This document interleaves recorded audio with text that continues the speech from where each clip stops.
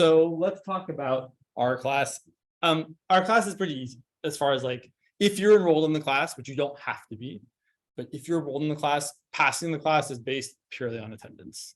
So you come, you fill out the attendance form, I look at it later, I mark your attendance in Canvas, and as long as you show up to like 70% of the classes, you pass the class. If you don't pass the class, unless you need the one unit to be full-time, it's not a big deal. But if you do need the one unit to be full-time, like if that's what's like making you at 12 units, then it is important that you pass this class. So make sure that if you need the unit, you definitely make the effort to come and pass the class. You can attend the class by coming like you are right now, coming live via Zoom, which no one is currently, that's fine. If you don't want to come in person, totally fine. I certainly recommend coming in person because I think you'll get more out of it. I might have you work. This class has a lot of like desks, and we might need to, not right now. They're kind of weird, right? They're like, I've never seen desks like this before. Kind of like, ooh, I mean, that's fun, but different. So I guess the idea is to make it easier for group work, but I feel like they just threw, like, I think this room has too many desks in it, like more than it's supposed to have. So I'll work on figuring out maybe how to get not all of them in here, because I would like to have less so we could not feel so cramped back that I feel like you're like just inundated with desks back there. So we'll work on that for next time. Or you can, if you aren't able to make it to class, you certainly can watch the recording of the class later and then fill out the attendance form. Again, I think you're going to get the most out of coming in person like you are right now, but there are other options because I know that it's not always easy to come. If you're not feeling well, totally fine. If you're not feeling well, don't come to class. Stay home. Yeah. I guess I should introduce myself for those of you that came in a little bit later or on time, but like everyone else is here super early. I'm James. I am a math specialist at the Academic Assistance and Tutoring Center. I am a I guess I am a UC Davis graduate of many years ago. I'm an alumni. What else about me? I've been doing this job for a while. I really like UC Davis. I actually had this job back in 2006, 2009. Then I moved to Colorado for 10 years, and I came back in 2019 and have the job again because it's such a great job. I really do like teaching math, talking about math, all things math, and my coworkers are pretty great too. Enough about the job. Let's talk about the class. So as far as this course goes, again, passing it super straightforward. Just come. Fill out the attendance form. That's all you got to do. As far as the point of the class is to give you more exposure to the material in your Math 16B class. So I'm going to give examples. I might give you handouts to work on. I might have you work with each other. It'll vary. A lot of it today will probably be just me showing you a few things because we should. It's been, I imagine maybe some of you took 16A over the summer, or maybe some of you took 16A last spring, or took the first quarter or semester of calculus at another school, right? But I imagine it's been a little bit of a break for many of you from the last time you thought about calculus. And there are some expectations as far as what you know going into 16B. Like there's definitely, and we'll talk about these things today, but I imagine they expect that you know the power rule, the product rule, the quotient rule, the chain rule, the derivatives of trig functions. So we'll talk about all those things today and remind ourselves of how they work. As far as the rest of the details, I would encourage you to look through Canvas, but it's not all that important. On the syllabus, there's just all this information about how you can get a hold of me. Email is best if you're just trying to communicate with me. If you actually want to see me to get help with math, come find me in office hours or make an appointment on Calendly. I'm moderately available this quarter. As far as this class goes, these are the details. I try to be very accommodating, helpful, nice, not terrible to students. I'm here to help you, right? Like my goal is to help you do better in Math 16B. So it's usually a friendly relationship. It's not, sometimes some teachers, at least in my past, felt like there was a somewhat adversarial relationship, like really trying to be like, I'm watching you. That is not what I'm here for at all. I'm just here to like be like, hey, here's some math. What else? I think we know how the Zoom works. Attendance is how you pass the class. So here's a link to the form that hopefully you all have filled out. I clicked on it. So it should look like that. Hopefully that's what it looked like. Do please write all the things. I think you kind of have to before you can submit it. Your email, your student ID number, your name. Did you write your first name first and your last name last? So my name, I would write, I would write James Parmenter. Great. The class you're attending is Co-16B, how you attended, and then the date. As far as the date goes, please do fill in the date for the day the class would have met. So like today, you would fill it in 9/21, right? 21? Yeah, 2022. But if you were not here today and you watch this video tomorrow, the date you would write would still be 9/21/2022. So the date the class met, not the date you were watching the video. That just makes it easier for me to record the attendance and mark it all down later. If you do it wrong, it's not the biggest deal in the world, but just trying to make things work smoothly. Oh gosh, there's too many things to see here. Move out of the way. Okay. Let's go back to Canvas. I will post the video recordings after class. Oh, yes, okay, good. I'm recording locally, like sometimes I record to the cloud, but I'm recording locally, it'll be fine. Some notes about the class. It's worth 1 workload unit, which means it counts towards being full-time, towards financial aid. It doesn't count towards graduation. Not a big deal. Yeah, stuff. There's lots of materials to help you. You can see me in office hours. Grant's website, if you have ever been a math student at UC Davis, you are probably familiar with Grant Acosta's website. If you're not, you are now. It's a great website. It's got all sorts of lovely information on it about Math 16B and other math classes as well. I encourage you to check it out. What else? You can go to our website to find out more mathy information here, like where you can get tutoring in the drop-in room every Monday through Thursday, 10 to 5, Friday, 10 to 1, Sunday, 3 to 7. So if you're looking for tutors, they're mostly student tutors. Sometimes I'm in there, sometimes the other math specialists are in there, but that's a place where you can get help with your math questions. And it varies on how busy it can be. What else? You should help each other, get to know each other, introduce yourselves to one another. Maybe next, we'll say that for next class, but it's good to work with people in your class. They know what's going on in your class. Sometimes you'll be like, oh, I forgot that. And then you can also make an appointment with me individually if you just want to get help one-on-one. I'm available sometimes during the day. I think my availability is like 9 a.m. on some days, and I think it's right before this class on other days. So you're welcome to make an appointment with me if you want more individualized attention. That is totally fine. And then what else? Well, let's go to the modules. The modules are the other place where there's information. This is, you can't see this part yet, that's fine. So here's some useful links like the class attendance form, the playlist on YouTube. So that's where I'll post the videos for the class. It's also where I posted videos in the past for the class. So if you want to go look at something ahead of time or be like, I need more information on this, there are old videos of me doing kind of the same stuff, but not exactly the same stuff. The class notes I'll put on Google Drive and in Canvas. So you can see whatever I'm going to write down that you'll see up here-ish. I will also scan and post them so you can see them later if you're like something you missed and you want to look at it again. Grant's website again, just because it's useful. And then there's some other video resources. Actually, let's take a look at these. Oh, okay. So if you look at that, here's some videos we were made. We decided YouTube was the better place to put most of our stuff, but we still have this up because it's still there. So there are some videos of all sorts of, or are there videos here? Oh yeah, if you scroll down, you can see there, I think, maybe not, maybe we took them down. Maybe I'm a big liar. Maybe I'm just not connected well. I don't know, I'll have to look at this. I'll look at this later to see, to be sure. Oh yeah, they're populating. Okay. There are videos of us talking about various topics, exponential graphs and functions and derivatives of exponential functions and so on and so on and so on. So it's another place to get more information, instruction, help. And then, oh yeah, there's some final review material that I will make available later. Well, yeah, this is one of my favorite handouts. We'll talk, that's for when we start talking about integration. So we're gonna get there soon, but not quite yet. I think that's most of the things about Canvas that I wanted to say. What do you guys think? Do you have any questions about anything, really? Anything not specifically math related? Yeah. Email is best. Yeah. Specifically, I should say email by writing my email address into your whatever. So jjparmenter@ucdavis.edu.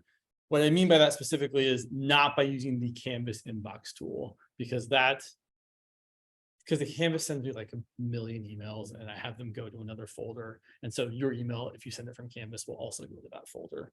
So it's best to email me just at my email address, jjparmenter@ucdavis.edu. You can call me James. You can also call me Mr. Parmenter if you don't want to call me James, because I know it's weird to call your teacher their first name sometimes, but totally fine with it. You can, if you insist, you can call me professor. I am not a professor, but some people really like using that title. So you're welcome to call me professor. Just know I'm not a professor. James is best though. What else? I find people find my last name occasionally challenging to say, so you don't have to. It's Parmenter. It's said like it's spelled, but people here like Carpenter. What?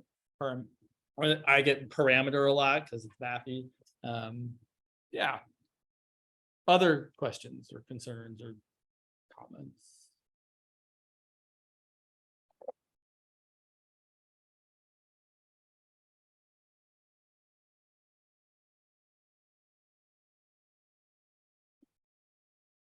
Let's see.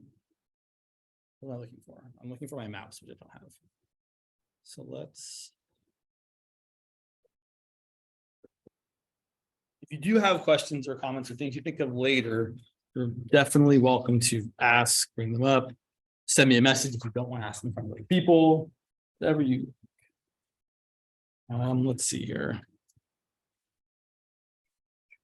Displays. I rarely use my laptop on this thing, so I'm like, okay. Dot cam. All displays. That's what I have to do to get both of them. Right on. Cool. Okay. Yeah. Let's also minimize this. Sorry, 1 second. Share. Let's share the visualizer. Okay. So many things to manage over here.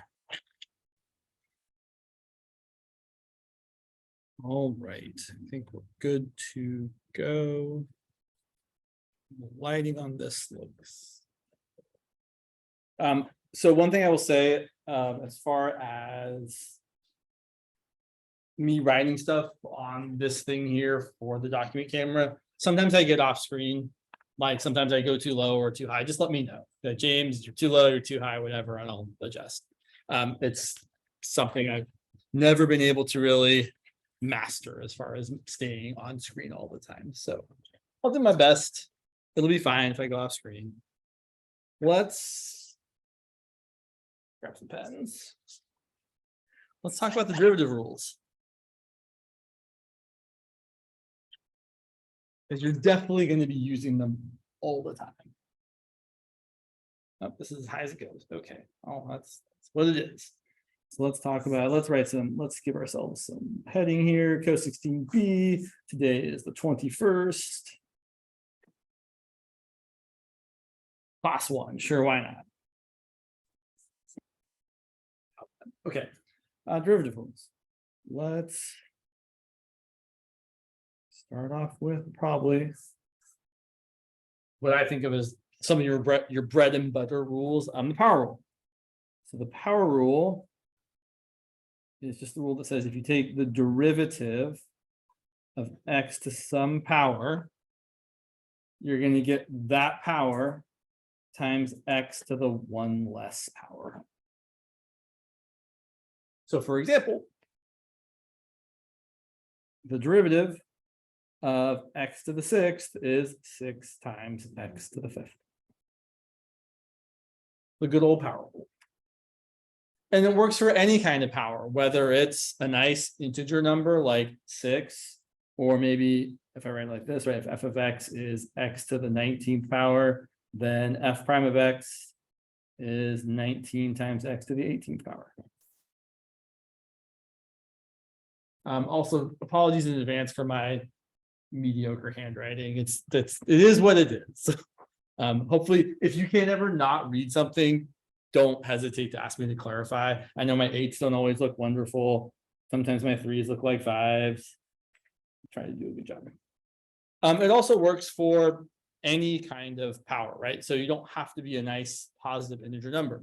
You can be a negative number. Like I could say, what's the derivative of t to the negative ninth. Well, the same rule still applies. We're going to multiply our variable by the power, -9. And then the new power is right. Sometimes people accidentally go in the wrong direction there and say -8 because they're thinking, oh, it's going to be one less, but right, if it's one less, it's going to be more negative. So, and then it also works for fractional or rational powers. For example, if I wanted to take the derivative of, say, x to the 19/7 power, well, again, the same idea. It's going to be 19/7 times x to the, some people just like to write out the work without actually doing it, meaning instead of actually subtracting 1 from 19/7, I'm just going to write 19/7 minus 1. You're like, can I see that? I can also zoom in. Can I zoom in? Maybe not. Oh, I can't. Yeah. We can zoom in. 19/7 minus 1. And then we should do the subtraction. So I'm going to say that's 19/7 times x to the 19. Wow, am I writing? 7 minus 7/7. And then that's going to be 19/7 times x to the 12/7.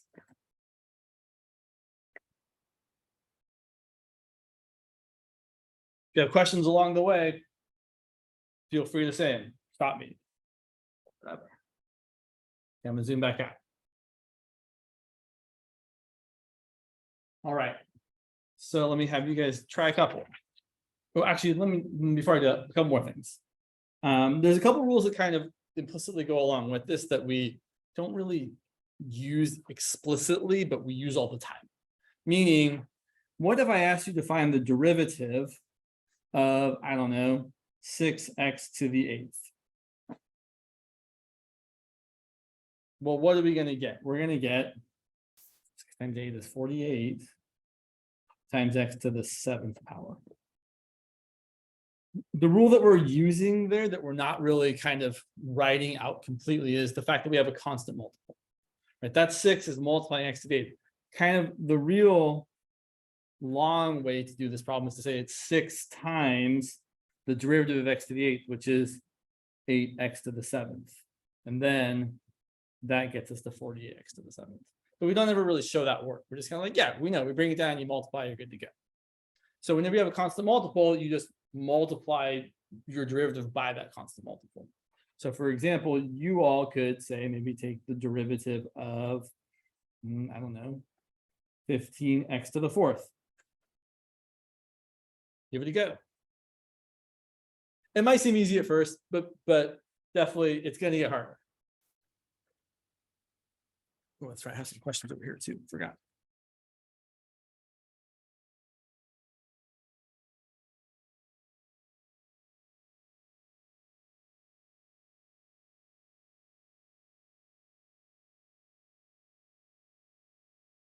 So let's see. 15 times 4 is.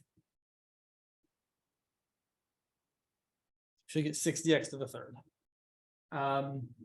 The other rule I wanted to mention that we use kind of all the time without really ever saying we're using it is taking the derivative of a sum or difference of functions. So if you have like a bunch of things added together or subtracted together, we just kind of take each derivative individually. Meaning, if I want to take the derivative of, say, I don't know, 9t to the 7th minus t to the 4th plus the square root of t minus 1 over t to the 13th power.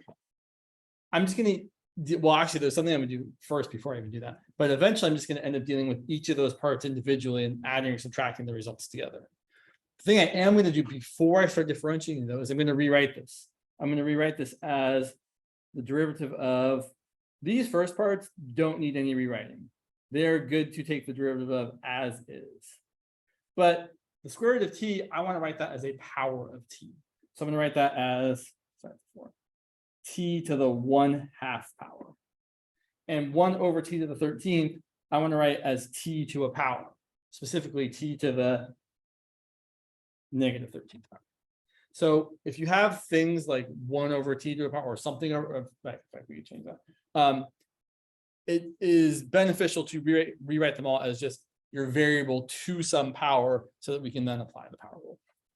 In this case, we're going to get derivative of 9 to the 7th, 9 times 7 is 63 t to the 6th, minus 4 times t to the 3rd, plus the 1/2 comes down. We get t to the 1/2 minus 1 is negative 1/2. And then the negative 13 comes down, so we actually get a plus 13. T to the negative 13 minus 1 is negative 14. There's lots of ways of writing how to take the derivative. My usual preferred way is writing this Leibniz notation, this d dt. This means take the derivative of all of this with respect to the variable t. But then once I do it in the next step, I don't write them. They're kind of like instructions, right? These are instructions saying take the derivative, and then we took the derivative, so we don't need to write them any longer. And we'll kind of see a similar thing be true when we talk about integration and the integral symbol. Questions about any of this so far? All right, let's move on to a couple other important rules. Let's see, I gotta find a place to put my, let's just move one of these rolly desks over here. Wow, they really swung this. Kind of remind me. Put that there, all right. Talk about the product and the quotient rule.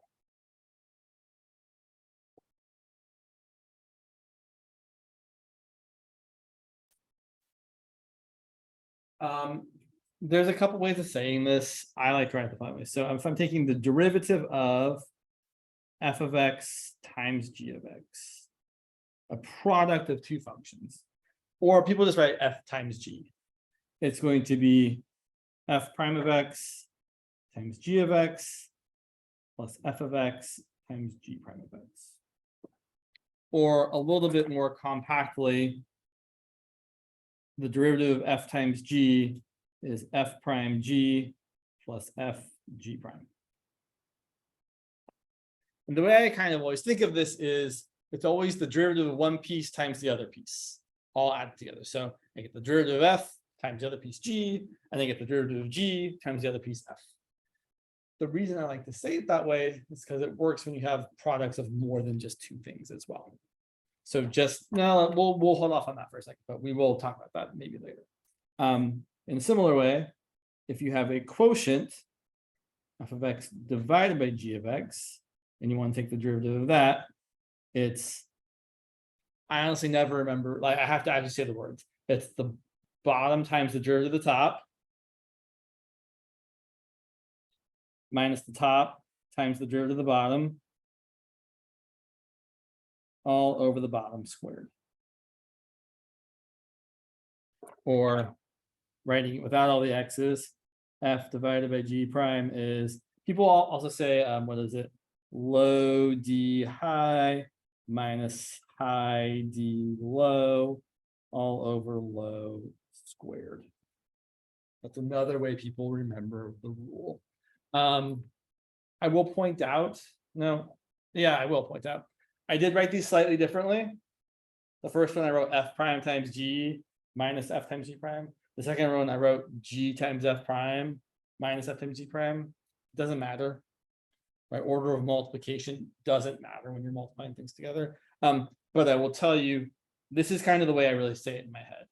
Right? When I look at f over g, I say, oh, it's the bottom times the derivative of the top minus the top times the derivative of the bottom, all divided by the bottom squared. That's really like how I think of it when I'm doing it. Okay, so let's do some examples. Also, if it looks like it's 159, 259, 58, and I look like I'm not stopping because I'm not paying attention to the time, please don't hesitate to be like, James, we need to go. Class is over at 3. So I will try to not go over, but occasionally I get really into a math problem. I like start going, and then it's like 3 o'clock. I'm like, oh no. So please don't let me go over, because your time is your time, and I don't want to take away from your time. We'll try not to most of the time. So let's look at some examples. Let's find the derivative of, I don't know, let's make something up like, we're gonna come back. I need one more thing before we can make, okay, fine, we'll do one. We'll do a couple. I will point out they're kind of silly when you don't have other functions. Let's say we want to do the derivative of, I don't know, like, sure. X. No, I don't want, that's all right. I got ahead of my, no, we're coming back to you. We need something else first. We don't technically, but it's fine. So let's talk about the trig derivatives. We will come back, but we need, I feel like, more functions before we can do more examples. So there are 6 trig functions: sine, cosine, tangent, cotangent, cosecant, and secant. And we should know, I think we're expected to know how to take all the derivatives. So let's write them down real quick. Actually, just as kind of a reminder of what a derivative is. Well, it's a lot of things. One way of thinking of a derivative is it's at a rate of change.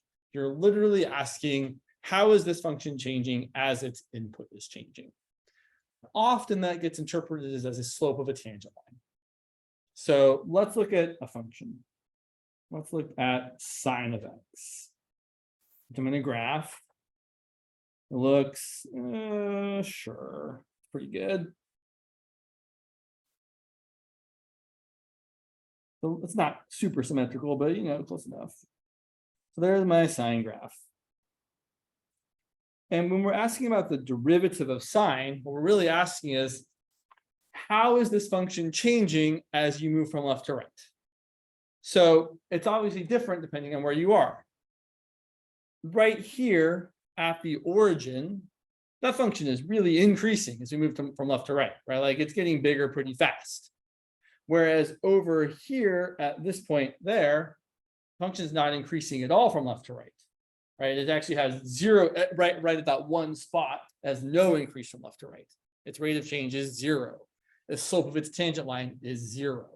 So when you're talking about the derivative of a function, you're really talking about its rate of change, which again, one interpretation of that is slope of a tangent line. But there are other interpretations, right? If you're talking about like someone walking, their rate of change is how fast they're walking. That's another way to think about what a derivative is. But the reason I point this out is if you know the derivative of sine, it's relatively not too terrible to see that its derivative is cosine by looking at the slopes of the tangent lines. So right here at pi over 2, what's the slope of the tangent line? Yeah. And over here at 3 pi over 2, also 0. And then if we look at this point right here, the slope of the tangent line, if I've drawn it decently, it's certainly positive, and I will just tell you, I'll give away the secret, it is positive 1. Slope of the tangent line there is 1. And over here, the slope of the tangent line is negative 1. And over here it's positive 1 again. So if we try and graph the derivative, pi over 2, pi, 3 pi over 2, 2 pi. Well, the derivative there is 1. The derivative here is 0. The derivative here is negative 1. And then 0, and then 1 again. These are exactly the values of cosine at those points.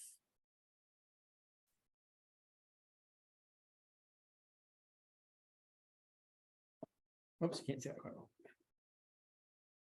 So the derivative of sine really is cosine, which is great. I should say the derivative of sine of x is cosine of x. It's important to mention that there is something you're taking sine or cosine of. And then we can kind of find the rest of them. So let's talk about all the trig derivatives. So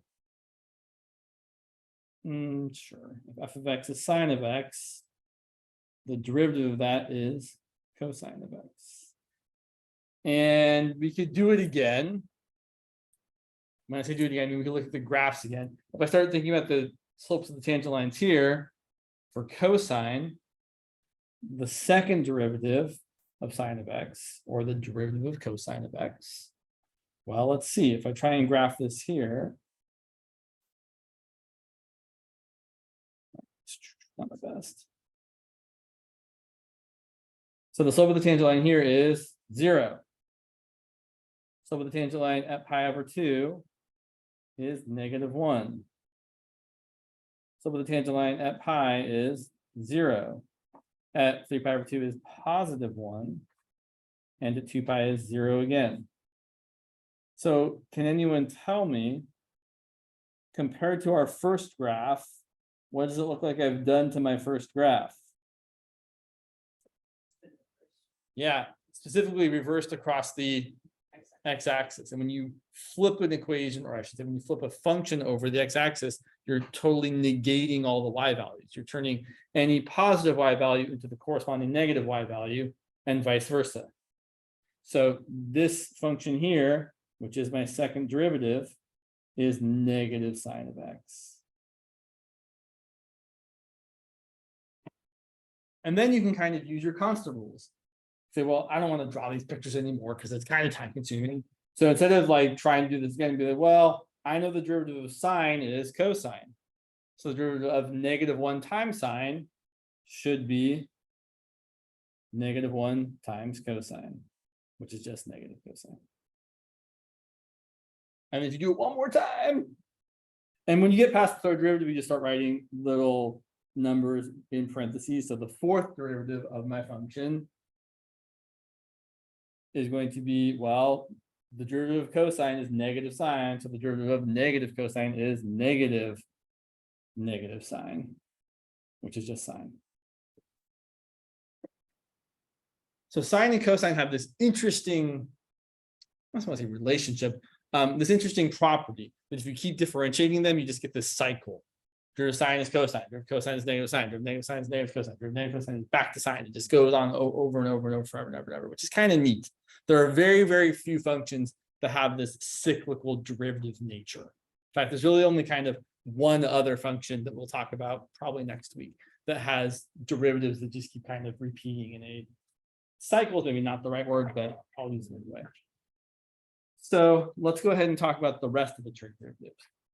That's always the problem with using pen, it bleeds through. So, wow, amazing. Sorry, I'm very pleased. Most of the rooms I've been in, when the little like clock that's right, oh, just went away. The little clock that's right there is almost always off by like an hour and 5 minutes, or at least some number that's not easy to be like, oh, it's 42. This one is right on time. I can't even say how, it just makes me so happy that I can look at that clock and that's actually the time it is. So then I'd be like, oh, it's almost 3 o'clock. Class is over. So I'll be less likely to go over with that, which is great. So let's talk about all the trig derivatives. So we have that the derivative of sine of x is indeed cosine of x.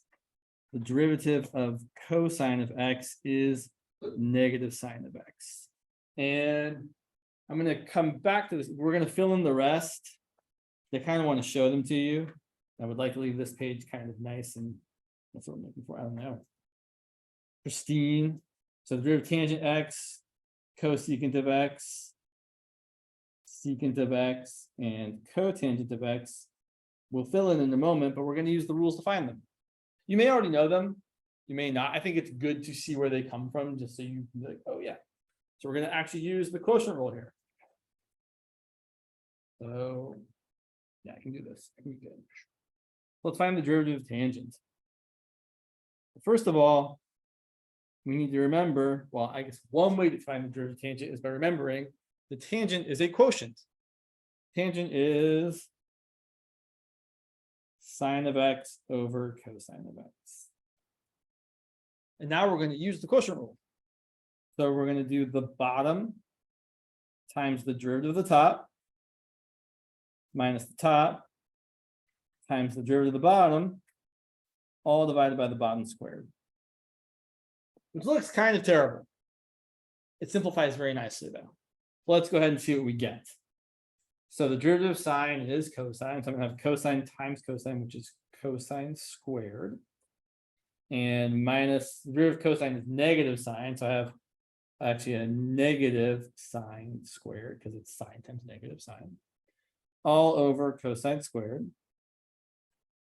And then I've got cosine squared x plus sine squared x. All over cosine squared x. And this is what I like to call probably the most famous trig identity that there is. Cosine squared of x plus sine squared of x is equal to 1.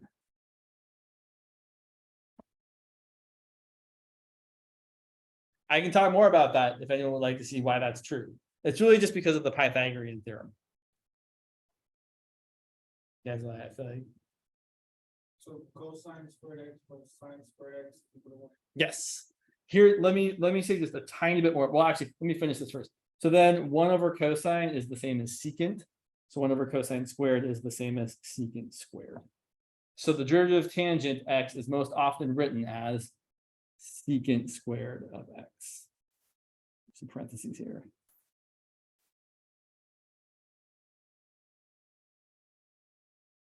Okay, let's go back in time just a little bit here. Let's come back to this, I promise. So just as a quick reminder about why the trig stuff works the way it does. Oh, good times. Here's your unit circle, the radius of 1.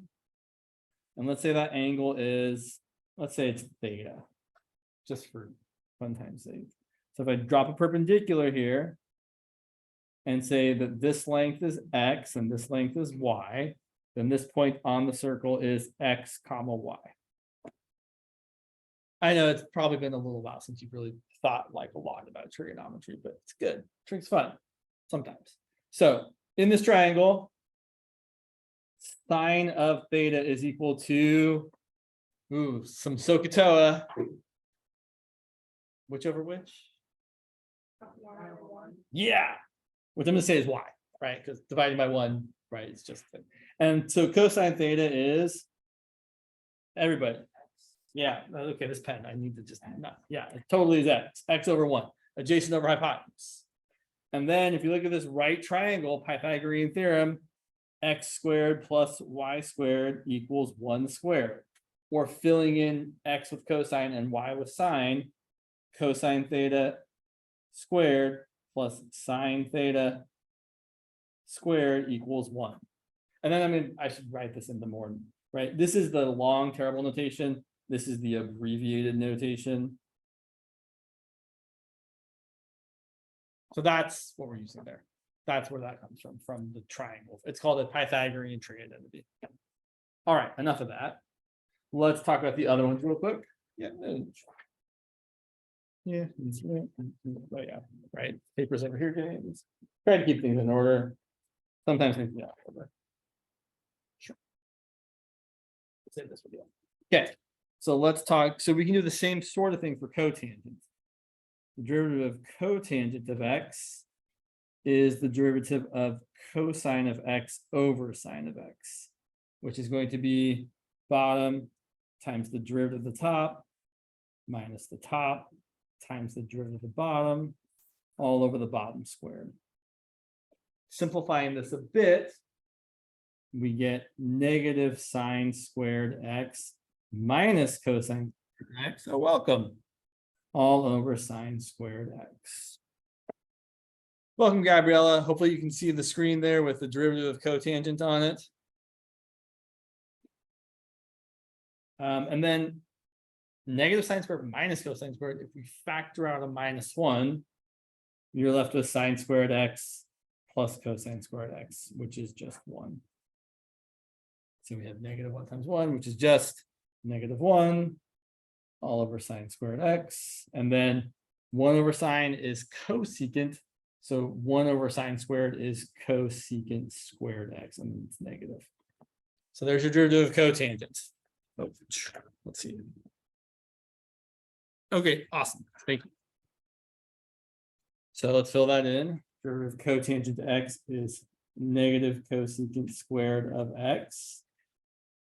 We got 2 more left, and they're not too bad. I do feel like it's worth, so I know this is a little bit time consuming, but it's worth seeing where these derivatives come from because you will be expected to use them occasionally. And it's nice to be like, oh yeah, it's not just someone telling me a thing that's true. It's good to be shown the thing. So let's find the derivative of secant. It's actually kind of easier and less easy at the same time. So secant is, what is secant? That's not a good question. So if I was I wrote tangent and cotangent in terms of sine and cosine. What is secant in terms of sine and cosine? 1 over cosine. Right, it's the reciprocal of cosine.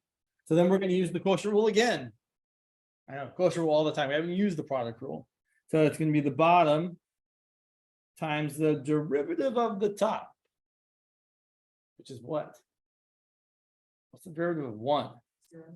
Yeah, right. So it is important to remember derivative constant is 0. And then minus the top times the derivative of the bottom, and the derivative cosine is negative sine. All over the bottom squared. So I'm going to get 0 minus 1 times minus sine is positive sine over cosine squared x. And although you could write it this way, nobody writes it this way. Nobody has ever, that's probably not true. Very rarely anyone has ever said the derivative of secant of x is sine of x divided by cosine squared of x. This gets rewritten in the following way. I'm going to rewrite sine x over cosine squared x as 1 over cosine x times sine x over cosine x. And then I'm going to rewrite that 1 over cosine is secant, sine over cosine is tangent. So that's how we usually write the derivative of secant x. It's secant x tangent x. And then in a similar, let's fill in a little table here. Your secant x is secant x times tangent of x. You don't need to write these parentheses. I'm just writing them to really kind of emphasize the fact that when you have a trig function, it has to be a trig function of a thing. And then lastly, the derivative of cosecant of x is where I like to make an observation. So I'm going to point something out because it's kind of cool. And it's a helpful way of remembering what the trig derivatives are.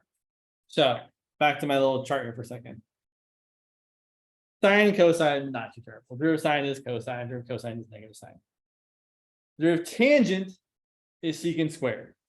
And if I take that derivative and I just throw the word or the 2-letter phrase, is not what I don't know. The 2 letters co in front of each of them, I get that. So I need a minus sign.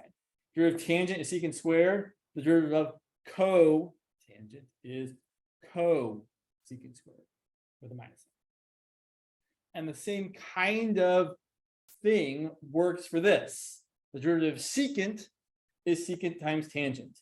The derivative of cosecant is going to be right, exactly. We're just putting the co on each of those. Cosecant, cotangent, and of course there needs to be a negative sign. I find that a useful way to not have to remember as many things. I can just put a co onto it and get what I need. Now, a couple observations. 1, there are 3 co-functions: cosine, cotangent, cosecant. And each of their derivatives are negative. It's kind of useful. All the co-functions have a negative derivative. The other thing that I think is, well, the thing I just said before that is useful. And then here's the thing a student showed me one time that I thought was cool that also helped.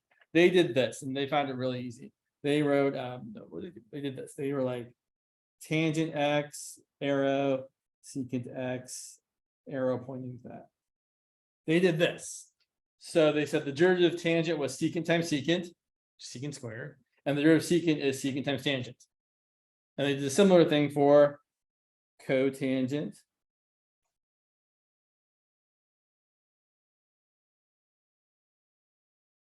and cosecant. Derivative of cotangent is negative cosecant times cosecant, which is negative cosecant squared. And the derivative of cosecant is negative cosecant times cotangent. They found this really easy. They could write it down really quick on a test and be like, oh yeah, there I have them, good to go. So if this works for you, it's kind of neat. It's not what I do, but it works. Okay, so now finally we can get to more of the examples using the product rule.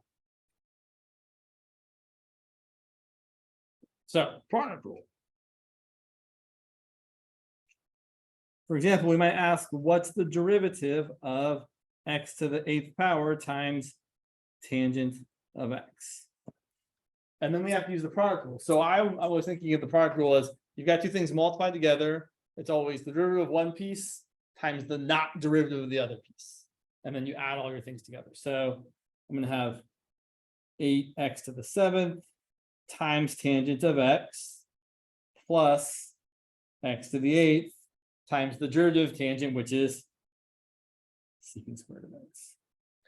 You can totally write things like people like to do like this is my F, this is my G, and then this is F prime times G plus F times G prime.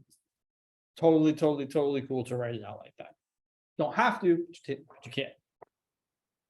Or if my function is, let's say, h of x equal to, I don't know. That's a good one. Sure, let's try that. Let's try sine of x over x to the 9th. Do I have to use the quotient rule here? I mean, I wouldn't say have to. We totally could use the quotient rule, but you could also avoid the quotient rule if you wanted to. You could rewrite this as x to the negative 9th times sine of x. So this way, you can use the quotient rule and get h prime of x equal to the bottom times the derivative of the top minus the top times the derivative of the bottom all over the bottom squared, which is x to the 18th. That would be fine. Totally works. Or if you take the derivative this way, thinking of it as a product, your derivative is going to look like, well, the derivative of x to the negative 9th is negative 9 times x to the negative 10th times sine of x plus x to the negative 9th times the derivative of sine of x, which is cosine of x. And both of these are correct. They are the same, they just look different. If you wanted to actually see how they are the same, what you would do is you could take this first one, you could factor out an x to the 8th from the top, and then cancel an x to the 8th with an x to the 18th and see what's left. So they are the same. Yeah, we got time, fine. So if you really want to see the same, we can say, well, this is x to the 8th factored out. Here I'm left with an x times cosine of x. Here I'm left with a minus 9 times sine of x. And then if I cancel an x to the 8th with an x to the 18th, I'm left with an x to the 10th. So then I have x cosine x over x to the 10th, which is exactly, which is exactly this part here, because x over x to the 10th is x to the negative 9th. And negative 9 sine x over x to the 10th is exactly this part here. So they really are the same, they're just a different way of doing it. Personally, I like to go this way usually if I can, if it makes sense to write something as a product, but going this way is also totally fine.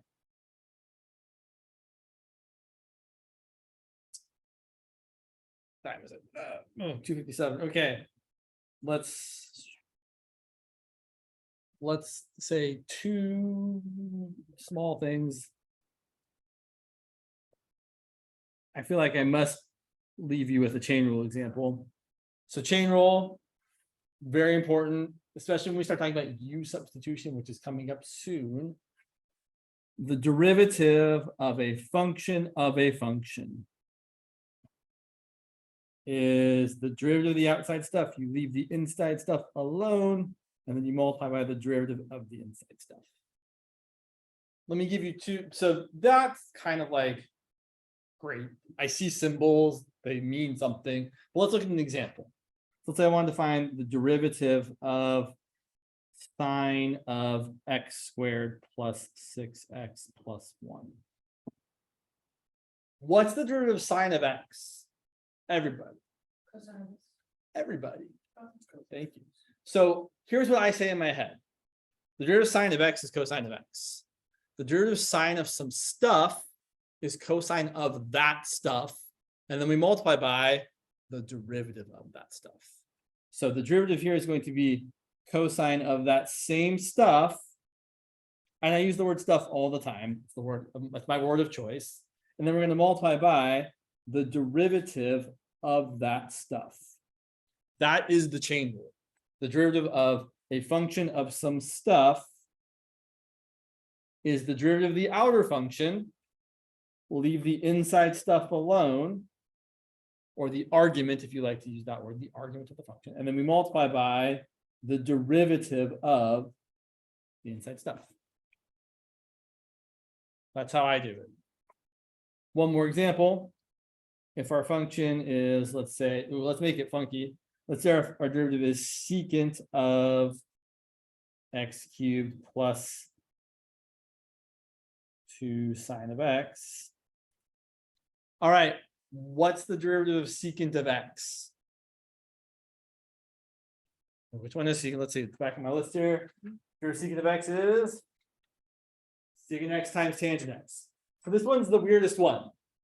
Derivative secant of X is secant of X times tangent of X. There's two stuffs that show up, which is atypical.